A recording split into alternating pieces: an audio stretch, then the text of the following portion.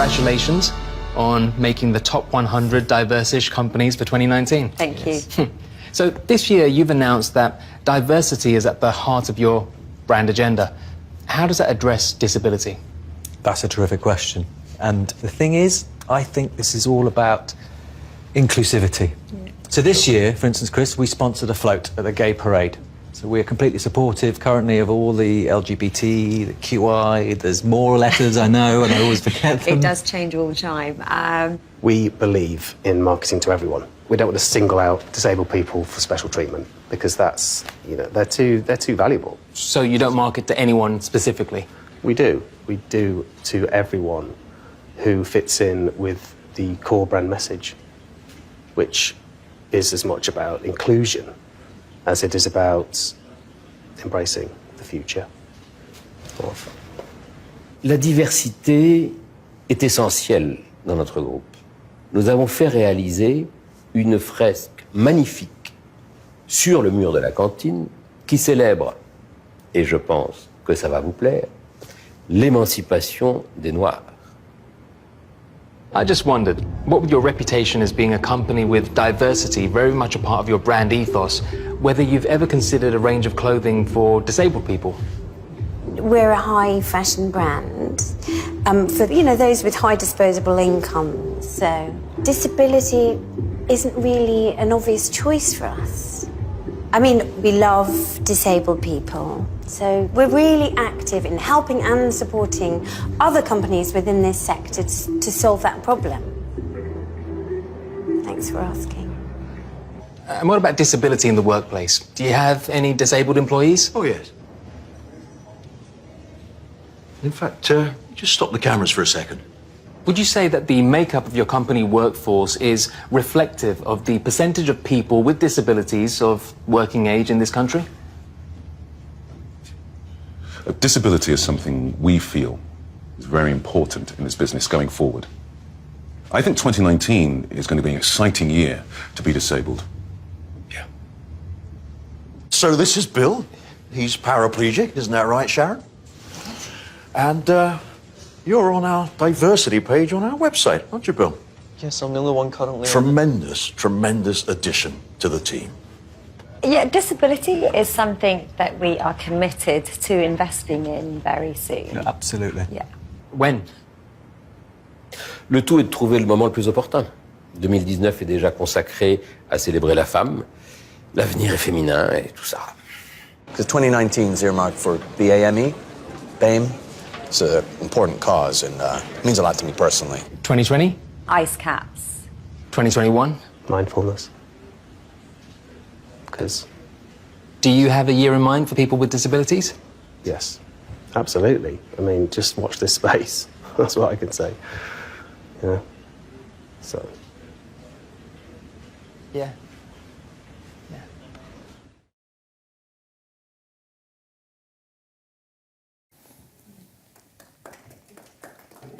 We can't exactly take credit for the video, but we do love it because it's quite an excellent provocation. And it's from the Valuable 500, worth having a look at if you haven't checked them out already.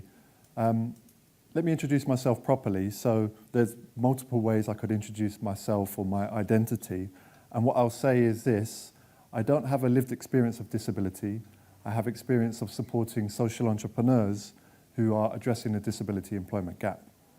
And many of the social entrepreneurs that we support have a lived experience or have a personal attachment to disability inclusion at work.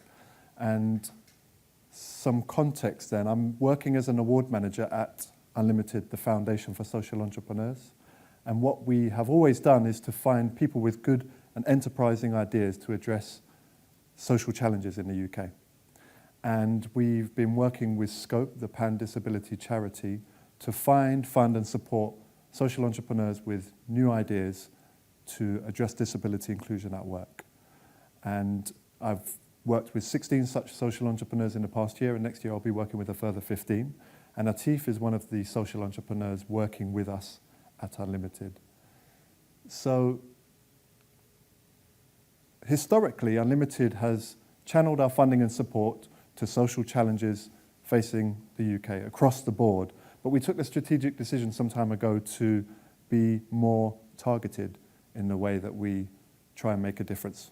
And we recognise that if we tackle 3 urgent issues in the UK, we could have a more material difference.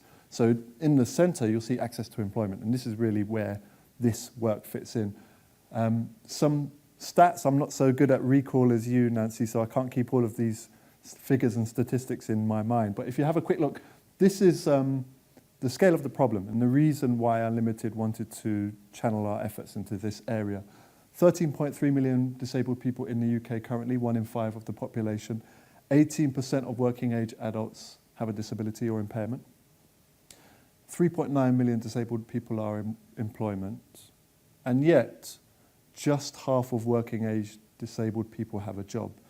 So the disability employment rate stands at 52%, meaning 48% are not in employment. And if you can think about, there's quite a lot of public discussion at the moment about the 52-48 split happening in other realms. So it's interesting how little attention this is getting currently. So we know that disabled people are twice as likely as non-disabled people to be unemployed. And yet for those who are in work, they are still experiencing issues too. So we're working closely with Scope, our knowledge partner, and they've found that a disabled person applies to 60% more jobs than a non-disabled counterpart before finding employment. They also know that 20% of disabled people in employment go as far as hiding their disability from their employer, and we've heard a few people referencing that throughout the day. 48% of disabled people have worried about sharing information about their impairment or condition with their employer. And this one, quite staggering, for every 100 disabled people who move into work, 120 people leave. So clearly it's not just an issue of access to employment, retention is massive as well, and we're clearly getting it wrong. So how do we address issues of retention, and how do people feel included, welcomed, valued, respected, fairly compensated, and all the rest at work? So that's why Unlimited is working on this issue. How? Well, as we've always done, we have a few different grant levels where we can award grant funding to individuals starting out or growing their impact. So we support a lot of startups, people who've got a good idea to address the solution, often people who have a lived experience or personal attachment to that issue. And in supporting those people to start out and test out new solutions, often they're shining a light on that issue and modelling what good practice looks like locally, regionally. And when it works, when there's evidence that this is creating impact and it can scale, we support those ventures to scale and grow their impact as well. And we have a number of accelerator programs that helps good things fly. But we don't do this alone. We're working with Scope, as I mentioned before. We recognise that it's more than just seeding a field of new solutions. New standalone solutions on their own is not enough. We want to also operate at macro level and to influence others and attempt to make a difference to systemic challenges that exist as well around disability employment. So we're working, for example, with the Department for Work and Pensions, and we've recently been able to take some recommendations co-created by social entrepreneurs, co-created with people with disabilities or impairments, and take those recommendations to the Minister for Disabled People, Health and Work, and have them signed off and a way for us to alleviate barriers that are getting in the way of disabled people moving into or staying or progressing in work. So we value lived experience, we value what social entrepreneurs can bring to the table in terms of innovation and attempting new things and trying new models and disruption, and that's what's caused us to work with people such as Atif, who is a disruptor, somebody who's distributing the future, somebody who can very well articulate the issue and has authentic experience and can address it from a place of authenticity and be a real advocate. So I'll pass now to Atif to take us further. So that would really, I mean, that video really takes us back to that question, are we being diverse-ish? Yeah? It's a really powerful question. It's something that we should probably think about in the companies that we work for, certainly if it's easier for the companies you used to work for. And think about what we mean by the term intersectionality. I asked a question on the floor this morning. which was, is disability the forgotten frontier for intersectionality? Now, I think it is. It showed today. It did show today. Perhaps it shows today in the moment that we're in now. It's a very small segment at the end of the day when we're talking about something as serious as whether human beings should be paid adequately and fairly. It's as profound. I mean, it sounds like I'm telling off, but I'm just trying to evoke a thought. Would we pay people who wear glasses less for doing a job in a company? It's a very simple question, yeah? Because when I wear glasses, when you see someone who's wearing glasses, you see two things. Well, usually just one thing, actually. They're short-sighted or they're long-sighted. But essentially, they're just wearing glasses, right? 100 years ago, where I'm standing right now, on the docks of London, it would have meant two things. It would have meant I'm short-sighted, but I'm also rich. 400 years ago, it would have meant something else. It meant I'm really, really unwell, perhaps don't belong in the tribe of this part of London, and perhaps needs to be cast out. Now, however weird that is, we've got to a situation we don't talk about it. We don't need to. There's no special door that I need to go through or anybody else here. We just have normalized it to such a point. Now, if we are working on the Equalities Act, the Equalities Act asks us to do very simple. Anticipate. Anticipate who are you working with, who's coming in. So if we're anticipating that, then we should be doing that too. Would you agree? But it's not actually happening. As Joel's really touched on, the disability employment gap, I'm going to ask the room, roughly speaking, well, what do you think it stands at the moment, the disability employment gap for people to be working and paid? Anyone? Well, it is, but then now it becomes an intersectional discussion. What about disabled women? Right, so now we're going to get into the interesting part. Now, I'm not going to wow you on this issue, but I will tell you one thing. It's currently stands at 36%. That means it will not be met in this lifetime. Right? We'll all be long dead and buried or burnt before that's met. Right? Now, so then that becomes a responsibility for who? Does it become responsible for E&I? Does it become responsibility for disability-led organisations? Well, tragically so, it might be. But aren't we all going to fail if we miss that? I would ask this question, and I don't want to be right on this. I think the disability pay gap wasn't talked about until we talked about it when the BBC were shamed about it. When we were talking about Graham Norton's salary, I think whenever it was, 3 years ago, we brought it to our homes. When we brought it to our homes, every FTSE company in the country cycled backwards to tell you what they've done about it and what they're prepared to do about it and how ashamed that, and it was a reactive discussion. This is going to be a reactive discussion too. But it might be a reactive discussion about compliance. And if it is that, then we still lose. Now, I would ask the room, it's a shame we haven't got more of us, but it's really about why. What do we lose? What we lose is the diversity of thought. What we lose is the lived experiences that shows us what good looks like. We lose an awful lot by not doing this. But we might get into it if we weren't doing compliance. I'm going to whiz through this. These are the gaps under the Equality and Human Rights Commission's reports for men, the disability pay gap. This is actually the pay gap. Now, it's a lot more intersectional than this, and the time isn't on my side to do it. But the hardest hit of men that would be on this will actually be Bangladeshi men.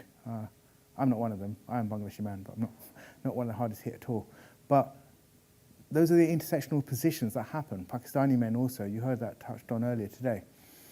The gap is big because it's isolating. It's psychologically isolating. We talked about it, social capital, the way that people can adjust around it. Some men can, some men can't.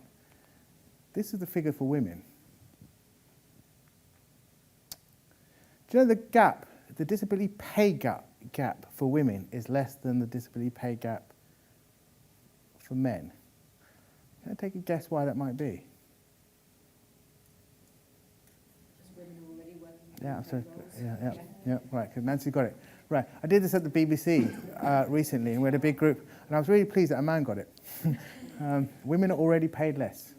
Yeah, so it's already a problem. It's not much to celebrate on that. Okay, so let's get some positive stuff because it is hard hitting. It's real. We are in a real situation where it costs more to travel. It costs more to be disabled on its own, but then you're expected to be paid less. And then we're going to go to lots of conferences that are going to talk about intersectionality. They're going to talk about why don't we get more sharing? Why don't we get more disclosure? There are lots of quick wins on that, but I don't think they're being done. I think they're tokenistically shoved on the side, even with really good meaning, but they can be the last thing of the agenda, or the last thing of the day. Right, so how do you build trust, remove barriers, tackle disclosure rates, and strengthen your data? You do need that data. But I touched on it earlier. Diversity is about counting people, but inclusion is about making people count. They're not the same thing. When we're talking about people, which people? When we talk about disabled people, who? When we talk about women, who are we talking about? I find it very difficult to be in these conversations where we're not overarching it through social economics, where we're not talking about poverty, which is very intersectional. And if we don't talk about those things, then the data is kind of meaningless. So we need to frame it around that first, because that's what gets people into a room. It's what gets people into a conference like this. And that's what informs our process, right? Okay, so prepare for the journey. I wonderfully get to do a lot of this kind of conferences, and I often hear people talking about what they've done. I really love to hear heads of D&I leads or even CEOs say, we haven't done. We just haven't. But you know what? This might take 10 years. We've inherited a social economic inequality that we as a company didn't ask for. And we don't know what to do about it, but we want to work on it. And it might take 10 years. Instead, people tell us a lot about what they've just rolled out, which I think is not really listening. But anyway, prepare for the journey. So, because it's going to be a long one. And it will. It will. Folks, this is not going to happen just because of a workshop. It's going to be an awesome workshop if it is. All right. So I said I'll go quickly. Anticipate. Assume that many people have reservations to share. So signpost an anticipatory welcome. DNA, we talk about this a lot. So I didn't talk about DNA at all because it wasn't really time. But it's a social enterprise designed to get as many lived experiences teaching assistive technology to support people in higher education and in the workplace. We do an awful lot of work in the third sector supporting anti-homeless agencies on neurodiversity. It's the work that Nancy talked about. Because people don't necessarily have a diagnosis. Their diagnosis itself is a class-based discussion, and it's also a class one that's based on culture too. I can testify to that. So signpost an anticipatory welcome. Assume that people aren't going to share, but that doesn't mean they don't have an impact. Set a disclosure goal or a sharing goal. I like to call it a sharing goal, but that could be too woolly. So let's call it a disclosure goal. Do you have a goal for the sake of having a goal? No. But I do suspect this, and this is why neurodiversity might have its finest hour, or hopefully hours, is that the disability employment gap won't be met through, as I said, through this lifetime and recruitment changes. But it can be met through people being excited about neurodivergent learning. It can be met by people disclosing what that diversity has brought to their lives, to their workplace, what it's done to inform process. The diversity of thought is all around you. Thomas Edison's light bulb, someone mentioned Steve Jobs earlier. Right now, a young 16-year-old girl, and the diversity of her thought is changing the whole world and bringing us to a standstill. It even affected trains this morning. Right? But no one talks about that in terms of a specific difficulty, or even necessarily a difference. Greta Thunberg is able to talk about it as a superpower.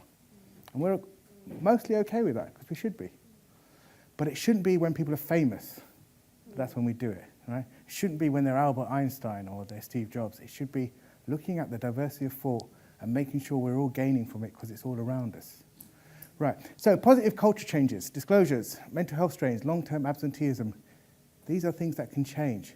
Sometimes to get a diagnosis for support, and hopefully you guys have had some experience in supporting people through that, you will have work performance indicators, there'll be work performance plans, there will be outside agencies coming in to support, there may be trade unions involved. A lot to go through, even appraisals, in order to get a diagnosis. At that point, are you having a neurodiversity discussion or are you having a mental health one? Yeah, that's a lot to think about. Do I have to have a mental health discussion in order to be accepted due to my ethnicity? Hopefully not, right? But I perhaps have to in terms of neurodiversity in the workplace. It doesn't quite seem fair, right? But it is a reality we're in at the moment.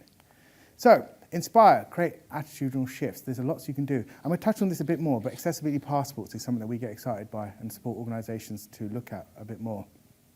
They can mean lots of things in different ways, but they will change things in terms of data. Now more than ever, freedom of movement. It's not a blue one. I'm not sure I want it to be either. But freedom of movement does matter.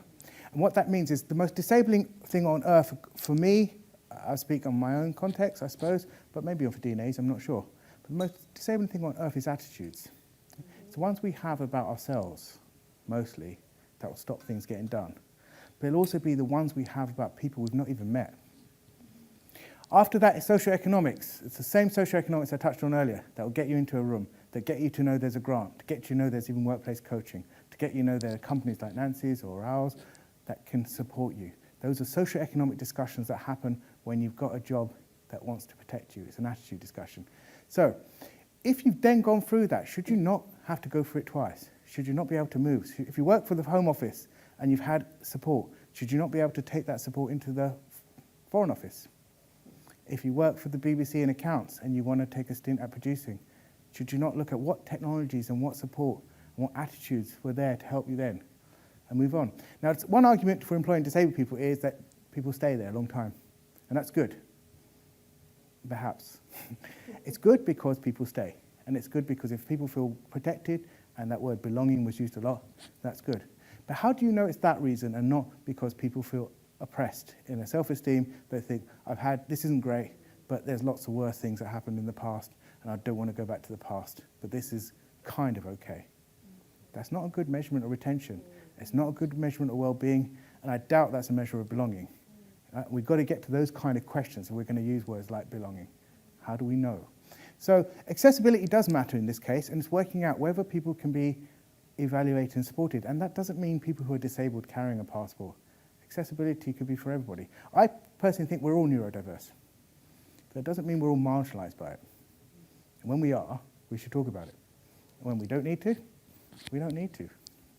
So, those are things that the workplace can do, but not everyone's going to do it. We are currently in a UK culture that has 96% of it is made up of small, medium enterprises. They don't get to do this. We get very excited when the FTSE 100 banks do it. And that's not a bad thing. I touched on it earlier. It's not a bad thing, but I would argue that sometimes we go to conferences like this, and this is a very good conference, but it assumes that the corporates that you see today are going to trickle it down. It doesn't evidence that. It assumes it. We have to do better as practitioners, as pioneers, to say, what if it doesn't? So, how do you achieve a positive culture shift to tackle the employment gap? You've heard about that today, and Nancy's presentation really covered that as well. Celebrate the difference, the diversity of thought within your workplace. Again, you lose an awful lot by not doing that. For single mums raising children who may be impacted by ADHD or autism, what does it mean to work hours, that knowing you've got to compact your hours to leave early in order to pick up a person that may be impacted by anxiety? You don't get to socialise, but more than that, you have constantly masking it, because you don't want to be that person that looks like they're not playing the part of the team spirit. How do you deal with that? Unless you talk about it. And make sure it's a conversation that can share strategies, share support to other single moms that might be facing that, and single dads. All right, so those are things that passports can do. I'm not saying it's a disability thing. I think it's just an inclusion thing. Encourage and anticipate difference at your recruitment stage. That, I think, is really important. Converse with people. Has anyone heard of the phrase, nothing about us without us? Yeah, sound familiar? Yeah. Okay, it was pioneered, really. It's quite an old phrase, coming out now up to 40 years. In terms of independent living, it plays a really important role. Nothing about us without us. In the fight for disabled people to live autonomously as individuals with aspirations and their own wants. It's a really good phrase. I'm still not sure if it still matters in terms of the workplace when we talk about inclusive recruitment. But that's a good thing. Wouldn't it be a good thing when we don't have to have... Do we have nothing about us without us for people with short-sighted glasses? So that's a victory we're going for, right? So we might get to a point where we don't really have to use phrases like that. I'm not against that phrase. I think it's a brilliant phrase. I totally understand why it matters and where it comes from. But if DNA is part of that journey for more inclusive support and recruitment, then we don't necessarily need to stigmatise so well. So, but we're not there yet. So have those difficult conversations till we get there. Look at reverse mentoring, blind CVs, 360 interviews. These are ways we inform process and we widen participation.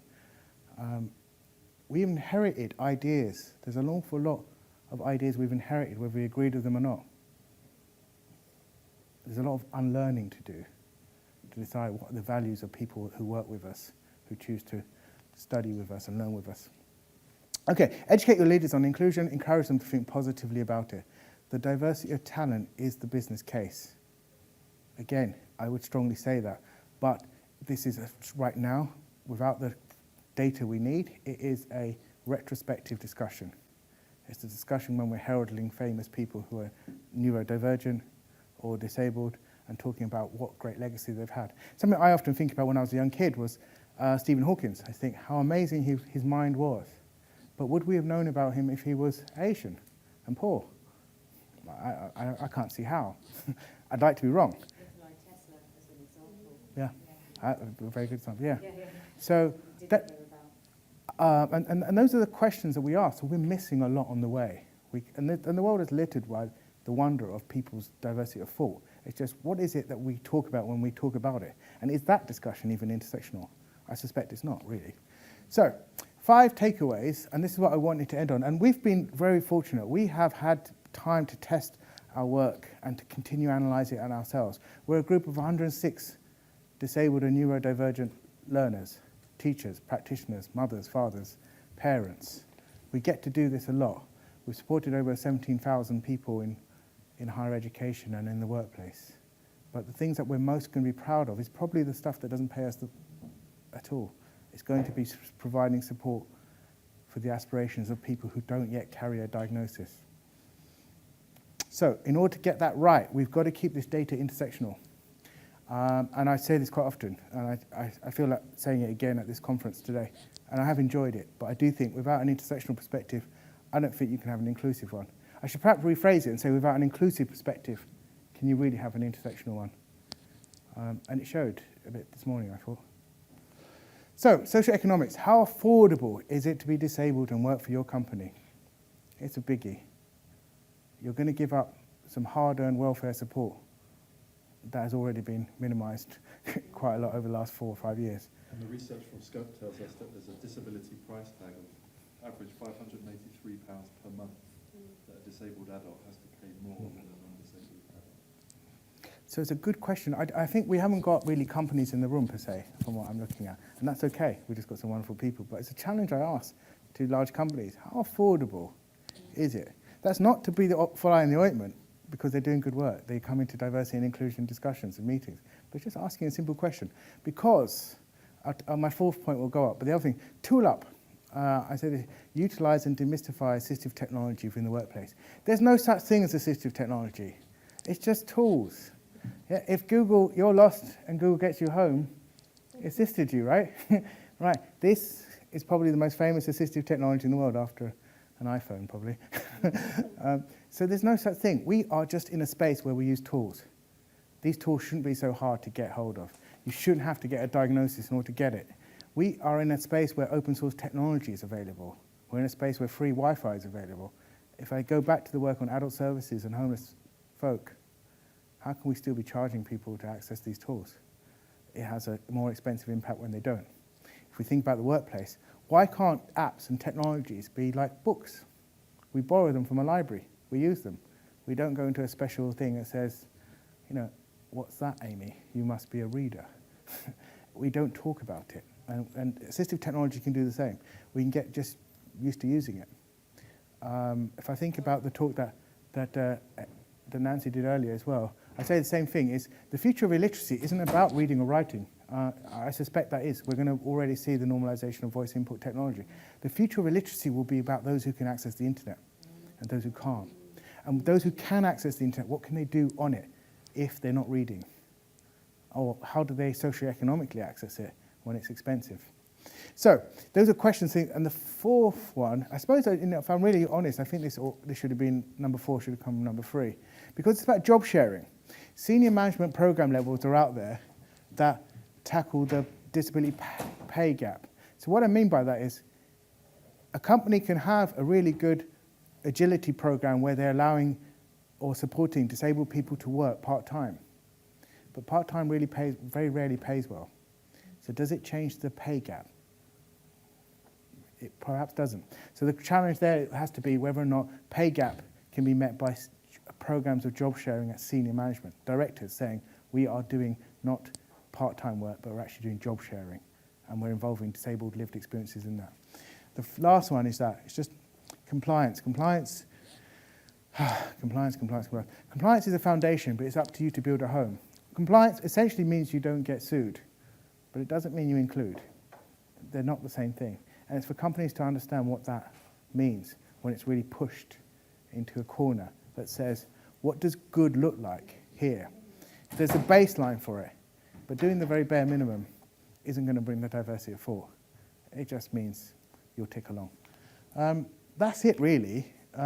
There are ways, it's a long-term plan on it, but in terms of the disability pay gap, it is tackleable, but it does need some honest conversations that are